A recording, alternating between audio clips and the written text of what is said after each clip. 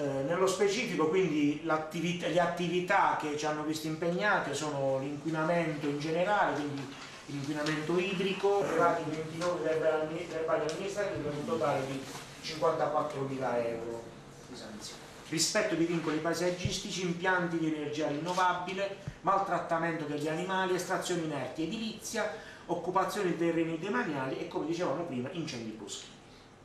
Quello che dicevamo prima, essenzialmente sono state fatte numerosissime sanzioni amministrative e queste riguardano essenzialmente l'abbandono di rifiuti.